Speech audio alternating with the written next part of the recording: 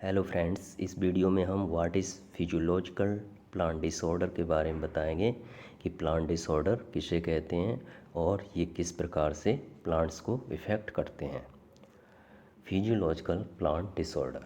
Physiological plant disorder are caused by non-pathological conditions such as poor light, adverse weather, waterlogging, phytotoxic compounds, or a lack of nutrients and affect the functioning of the plant system. Physiological disorders are distinct from plant disease caused by pathogens such as a virus or fungus. Physiological plant disorder खराब प्रकाश, प्रतिकूल मौसम, जल जमाव, phytotoxic यौगिकों या पोषक तत्वों की कमी जैसी गैर रोगजनक स्थितियों के कारण होते हैं और पौधे प्रणाली के कार्य को प्रभावित करते हैं। पौधे में जो फिजियोलॉजिकल फंक्शंस होते हैं उनको इफ़ेक्ट करते हैं। फिजियोलॉजिकल प्लांट डिसऑर्डर को रोगजनकों के कारण होने वाले पौधों की बीमारियों से अलग माना जाता है, जैसे कि वायरस या फंगस। मीन्स जो फिजियोलॉजिकल डिसऑर्डर होते हैं ये वायरस, फंगस इनके द्वारा नहीं फैलते हैं। ये किसके द्वारा फैलते हैं? फिजियोलॉजिकल कंडीशंस में फिजियोलॉजिकल प्लांट डिसऑर्डर किसके द्वारा फैलते हैं? फिजियोलॉजिकल प्लांट डिसऑर्डर मेन रूप से फैलते हैं फिजिकल कंडीशंस के कारण, क्लाइमेट फैक्टर्स के कारण, न्यूट्रिएंट्स की अधिकता और कमी के कारण। इन कारणों से फिजियोलॉजिकल डिसऑर्डर फैलते हैं। While the symptom of physiological disorders may appear disease-like, they can usually be prevented by altering environmental conditions.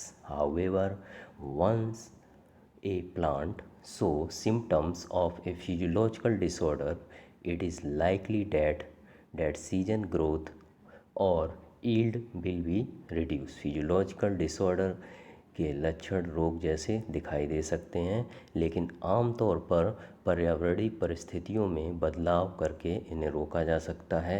एक बार जब कोई पौधा फिजियोलॉजिकल डिसऑर्डर के लक्षण दिखाता है तो संभावना ये होती है कि उस मौसम की ग्रोथ और यील्ड प्लांट्स की कम हो जाती है। Factors implicated in occurrence of physiological disorder include means physiological disorder किन किन कारकों द्वारा फैलते हैं। फर्स्ट है रिलेटिव ह्यूमिडिटी। लो रिलेटिव एक्यूमनेस्ट low relative humidity accompanied by high or excess of temperature will generally occur as a problem. उच्च या अधिक तापमान के साथ कम आर्द्रता आमतौर पर एक समस्या का रूप ले लेती है। Atmospheric conditions overall play havoc with fruit plant in some part of the world. दुनिया के कुछ हिस्सों में कुल मिलाकर वायुमंडलीय परिस्थितियाँ फलों के पौधों को नुकसान पहुँचाती हैं। थर्ड है heat stress scorch injury. This is one of the major physiological disorders especially in hot climates, and it is caused by injury from direct sun exposure, intensity, or just simply from too hot climate। यह विशेष रूप से गर्म जलवायु में प्रमुख शारीरिक विकारों में से एक है और यह सीधे सूर्य के संपर्क, तीव्रता या केवल बहुत गर्म जलवायु के कारण होता है। Winter cold injury and Frost. Depending on severity, Frost injury may cause browning of fruit tissues, deformation and damaging of fruit part to complete death of a fruit। पाले के कारण प्लांट्स में जो टिश्यूज़ होते हैं वो ख़राब होने लगते हैं, उनमें भूरापन आने लगता है, जिससे फलों के कुछ हिस्से में नुकसान पहुंचता है, जिसके कारण फल पूरी तरह से डैमेज, नष्ट हो जाते हैं। नेक्स्ट है फिफ्थ नंबर विंड इंजरी। जो विंड के वायु के कारण इंजुरी होता है वो किस प्रकार से होता है। Wind injury can also aggravate cold injury और winter injury, especially if the humidity is low at the time of the wind cold period. Wind damage can be as simple as plant parts rubbing together, causing surface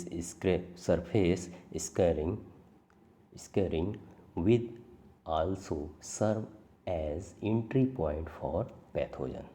हवा की क्षति उतनी ही सरल हो सकती है जितनी कि पौधे के हिस्से आपस में रगड़ते हैं, जिससे सतह पर निशान पड़ जाते हैं।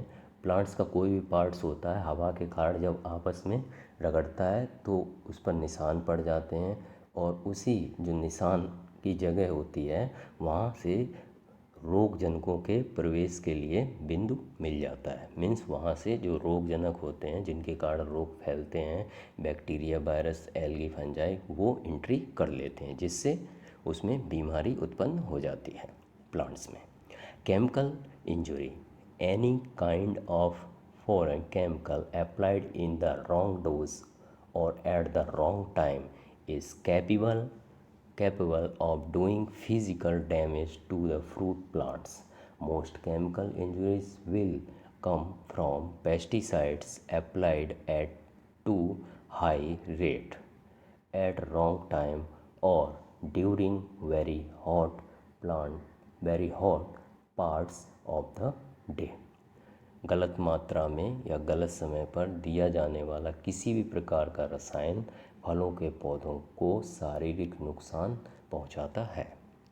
नेक्स्ट है मैकेनिकल और फिजिकल इंजरी।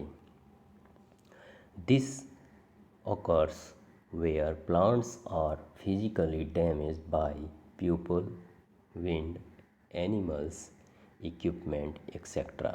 यह तब होता है जब पौधों को मनुष्य, हवा, जानवरों, उपकरणों आदि द्वारा शारीरिक रूप से क्षतिग्रस्त किया जाता है।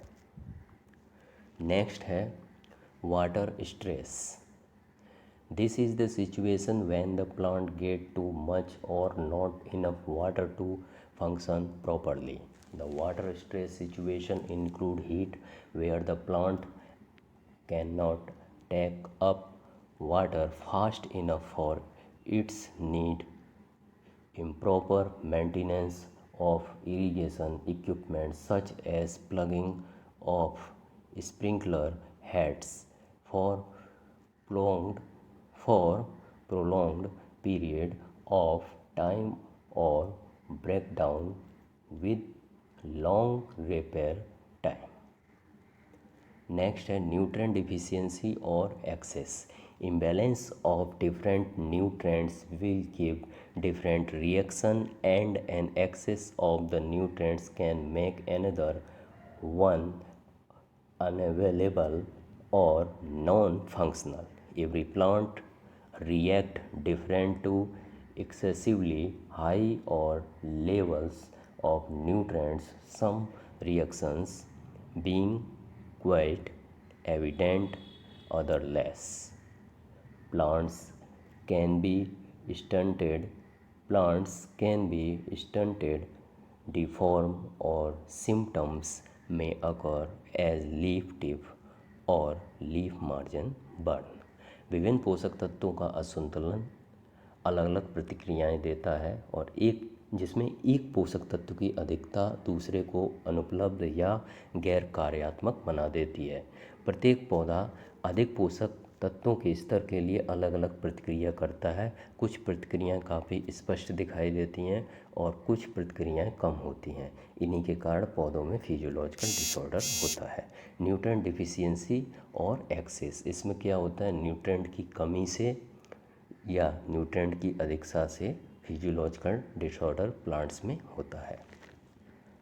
ये एग्जाम्पल हैं। एप्पल में कौन कौन से फिजियोलॉजिकल डिसऑर्डर होते हैं, scald, bitter pit, internal browning and fruit drop. Mango में जो फिजियोलॉजिकल डिसऑर्डर होते हैं वो alternate bearing, fruit drop, black tip of mango and mango malformation होता है। तो मेनली रूप से जो फिजियोलॉजिकल डिसऑर्डर होते हैं वो क्या होते हैं, जो फिजियोलॉजिकल डिसऑर्डर होते हैं वो एक बीमारी नहीं होती है। उसमें क्या होता है, जो बीमारियां होती हैं वो किससे फैलते हैं, लिविंग ऑर्गेनिज्म से। लिविंग ऑर्गेनिज्म मतलब एल्गी, फंजाई, बैक्टीरिया, वायरस, इनके द्वारा। और फिजियोलॉजिकल डिसऑर्डर जो फैलता है वो physiological conditions, climatic conditions, mechanical conditions, इनके कारण फिजियोलॉजिकल डिसऑर्डर फैलते हैं, जैसे कि न्यूट्रिएंट्स की कमी से, न्यूट्रिएंट्स की अधिकता से। इसके बाद हो गया आपका इसके बाद हो गया वाटर स्ट्रेस से। इसके बाद हो गया आपका मैकेनिकल और फिजिकल इंजरी से, केमिकल से, विंड से, रिलेटिव ह्यूमिडिटी की अधिकता या कमी से, एटमॉस्फेरिक कंडीशन से कारण।